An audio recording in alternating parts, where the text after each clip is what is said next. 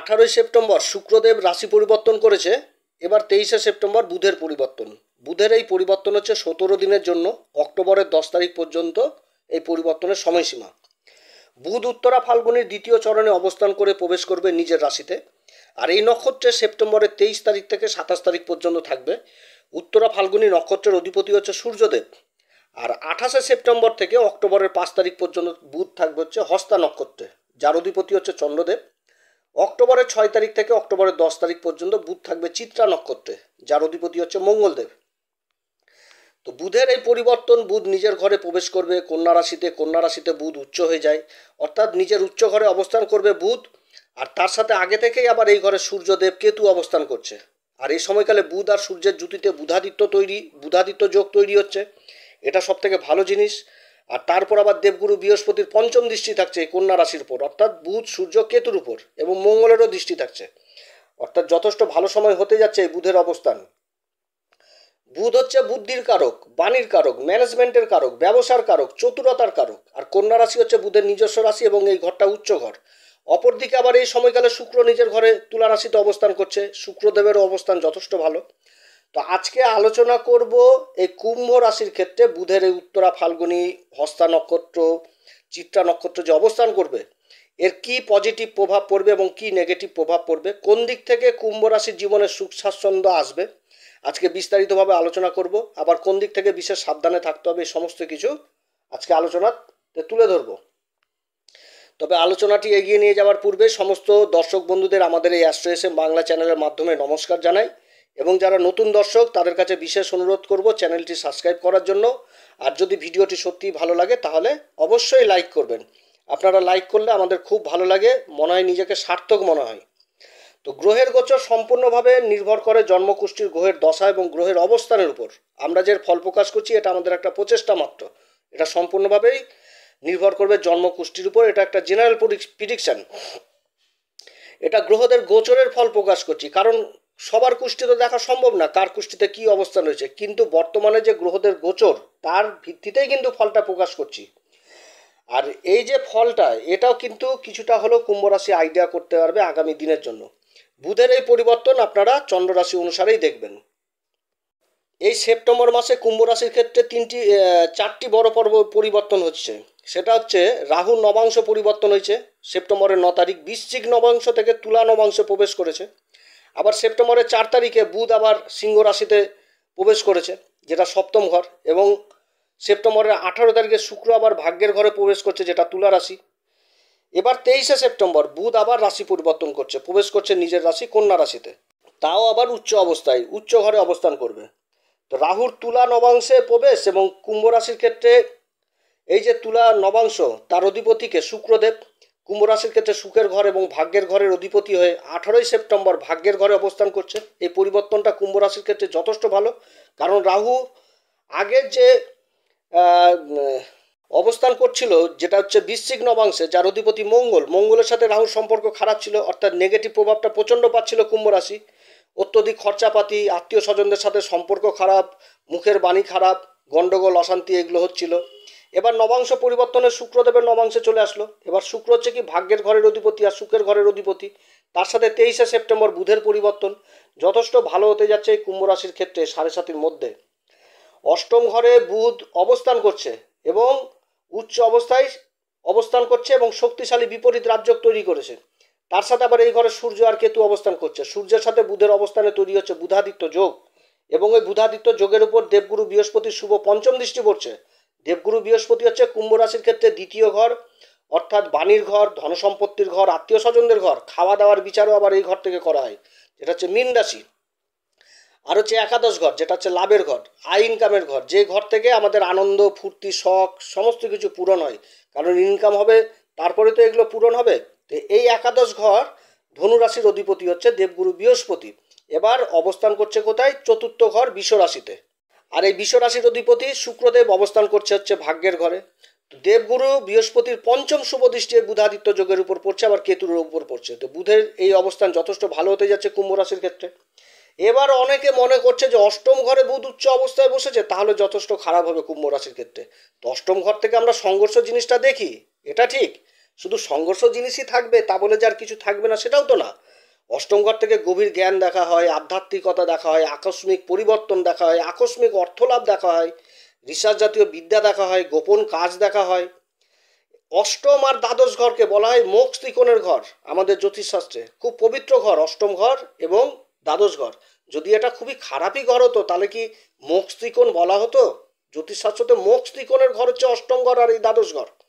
তাহলে এত বড় একটা জিনিস মোক্ষ, মোক্ষ লাভের ঘর, এই দুই ঘর থেকেই কিন্তু বিচার করা হয়।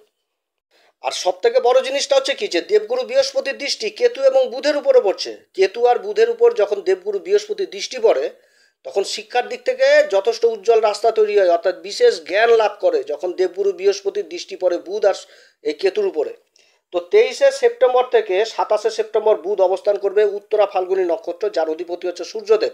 কুম্ভ রাশির ক্ষেত্রে সূর্য হচ্ছে সপ্তম ঘরের অধিপতি, যেটা হচ্ছে আমাদের দাম্পত্য জীবনের ঘর, যেটা হচ্ছে ব্যবসা বাণিজ্যের কেন্দ্রবিন্দু, আমাদের পার্টনারশিপের ঘর, রোজগারের আয় ইনকাম, এই ঘর থেকেই দেখা হয়। তো এই ঘরের অধিপতি সূর্যদেব এবার বুধের সাথে অবস্থান করছে, তৈরি হচ্ছে বুধাদিত্য যোগ, আর বুধ এই সূর্যদেবের নক্ষত্র অবস্থান করছে। অর্থাৎ এই সময়কালে ব্যবসা বাণিজ্য ভালো চলবে। ব্যবসা বাণিজ্যের ক্ষেত্রে গ্রাহকের সংখ্যা যথেষ্ট বৃদ্ধি পাবে। আবার যারা সরকারকে মাল সাপ্লাই দিচ্ছেন আকস্মিকভাবে সেই সমস্ত মালের অর্ডারও বৃদ্ধি পাবে এবং ভবিষ্যতের রাস্তাও মসৃণ হবে কুম্ভ রাশির ক্ষেত্রে। তাছাড়া যারা সরকারের দিক থেকে থেমে থাকা বিল পাওয়ার সম্ভাবনা থাকছে।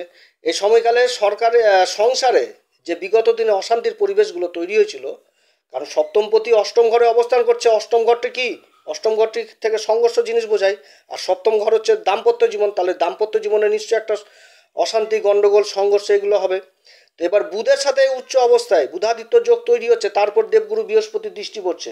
তো এই যে অশান্তি গণ্ডগোল, এই অশান্তি গণ্ডগোলগুলো যথেষ্ট কমে যাবে এবং ভালোবাসার একটা পবিত্র বন্ধন তৈরি হবে। কারণ এই বুধ হচ্ছে আবার পঞ্চম ঘরের অধিপতি। তো পঞ্চম ঘরটা কিসের ঘর? প্রেম, ভালোবাসা, মায়া, মমতা, জ্ঞানের ঘর, শিক্ষার ঘর। অর্থাৎ এই বিবাহজনিত যে সমস্যা, অশান্তি, গণ্ডগোল এই সময় কিন্তু থাকবে না বললেই চলে।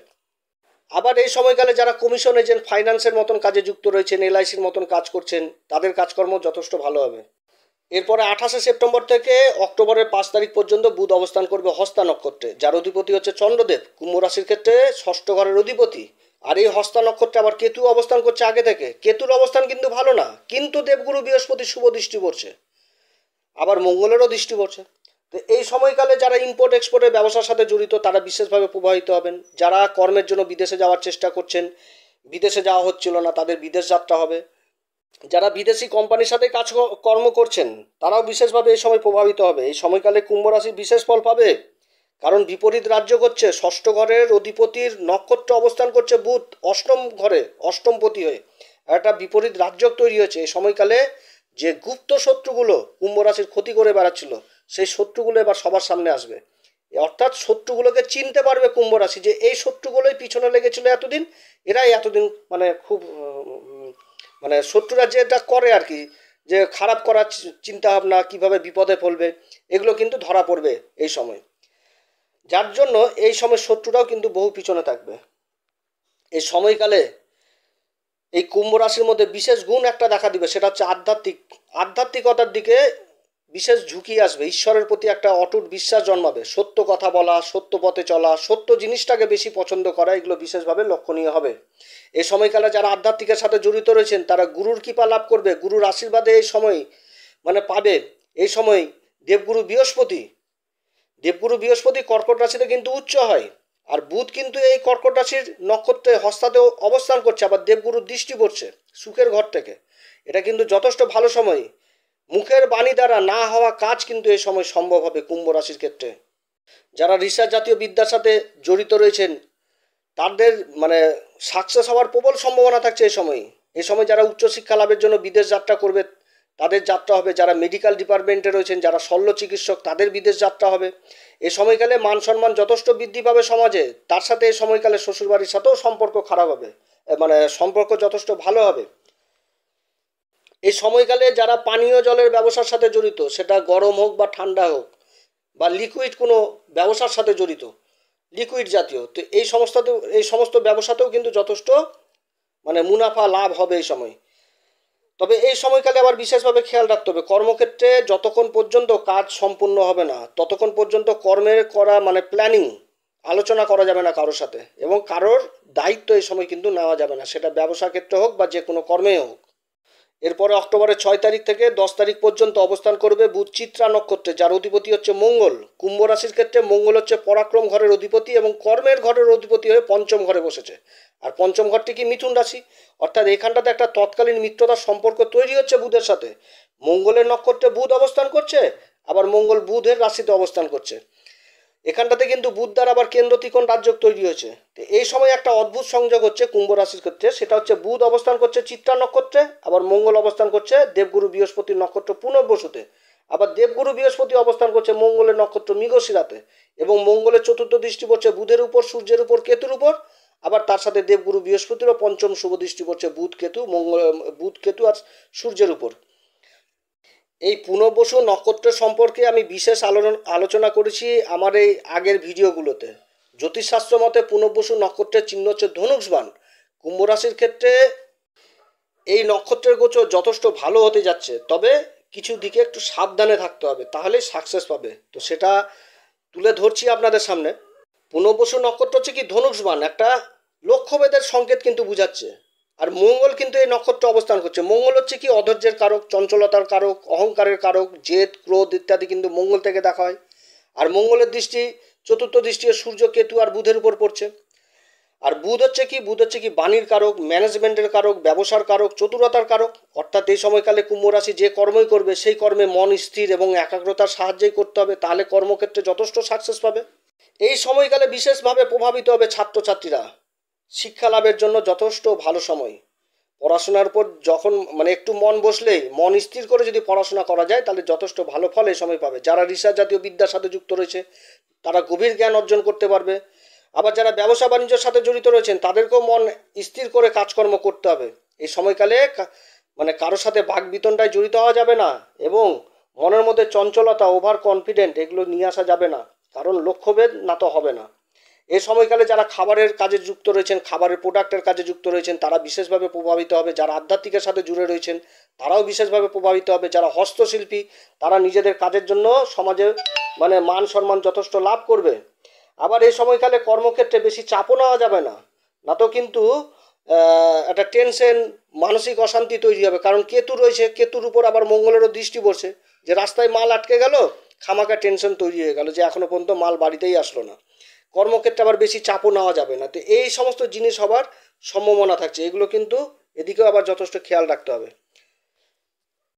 এই সময়কালে কুম্ভ রাশির হাউস ওয়াইফ যারা, তাদের মধ্যে আবার বিশেষ একটি গুণ মানে তৈরি হবে, মানে বিশেষ লক্ষণীয় হবে, সেটা হচ্ছে নিজেদের রান্নাবাড়ি, তারপরে অ্যাডভেঞ্চার মতন একটা লাইফ তৈরি হবে, ঘুরতে যাওয়া, বন্ধুদের সাথে একটু আনন্দ ফুর্তি, এগুলো কিন্তু বিশেষভাবে লক্ষণীয় হবে। এবং নিজের সন্তানের প্রতি যে দায়িত্ব, সেই সন্তানের প্রতি দায়িত্বটাও বিশেষভাবে লক্ষণীয় হবে। প্রচণ্ড দায়িত্ব মানে এই সময় বেড়ে যাবে। আবার অপরদিকে যাদের শতভিসা নক্ষত্রে জন্ম, সেই সমস্ত শতভিসা নক্ষত্রের জাতক জাতিকাদের এই সময়কালে মানসিক টেনশন, মানসিক উদ্বেগ যথেষ্ট কমবে। অক্টোবরের 3 তারিখে শনি অবস্থান করবে শতভিসা নক্ষত্রে, রাহুর নক্ষত্র। তো যে টেনশন, মানসিক উদ্বেগ শনি তৈরি করবে, কারণ এই সময় চন্দ্রমা তো দুর্বল হয়ে যাবে। শতভিসা নক্ষত্রে যখন চন্দ্রমা নক্ষত্রের শতভিসাতে থাকলে কি হচ্ছে, যে রাশি তৈরি হয়ে গেল, রাশির অধিপতিকে শনিদেব আর নক্ষত্রের অধিপতিকে রাহু, তাহলে এখানটাতে চন্দ্রমা দুর্বল হচ্ছে। তো 3 তারিখের পর থেকে যে মানসিক টেনশন, অশান্তি, এগুলো কিন্তু খুব সাবধান কুম্ভ রাশির ক্ষেত্রে বলছি। কারণ কুম্ভ রাশির এই যে ডিসেম্বরের 27 তারিখ পর্যন্ত থাকবে এই এই শনিদেব এই নক্ষত্রে, এই কয়েকটা দিন যথেষ্ট সাবধানে থাকতে হবে। মানসিক অশান্তি, মানসিক টেনশন এগুলো কিন্তু বৃদ্ধি পাবে কুম্ভ রাশির ক্ষেত্রে যাদের শতভিসা নক্ষত্র রয়েছে। তো এই যে বুধ আর শুক্রের যে পরিবর্তনটা হচ্ছে, এই সময়কালে আবার এই শতভিসা নক্ষত্র বিশেষভাবে প্রভাবিত হবে, যে মানসিক টেনশন, উদ্বেগ এগুলো কিন্তু সেরকম থাকবে না। তো যাই হোক, এই সময়কালে কুম্ভ রাশিকে বলবো আপনারা প্রত্যেকদিন হনুমান চল্লিশা পাঠ করবেন। এটাই করলেই যথেষ্ট। হনুমান চল্লিশার উপর আর কোনো কিছু নাই। তবে হনুমান চল্লিশা পাঠ করার আগে শ্রীরাম সীতার প্রণাম মন্ত্র অবশ্যই করবেন। অতএব প্রিয় দর্শক বন্ধুরা, যদি আমার এই পরামর্শ সত্যিই কার্যকরী মনে হয় তাহলে আমাদের এই চ্যানেলটিকে অ্যাস্ট্রো এস এম বাংলাকে অবশ্যই সাবস্ক্রাইব করবেন। আর যদি ভিডিওটি ভালো লাগে তাহলে অবশ্যই লাইক করবেন। আপনারা যখন লাইক করেন তখন খুব ভালো লাগে, মন থেকেই বলছি। ঈশ্বর আপনাদের সবার মঙ্গল করুক, আপনারা সবাই ভালো থাকেন। নমস্কার, ধন্যবাদ।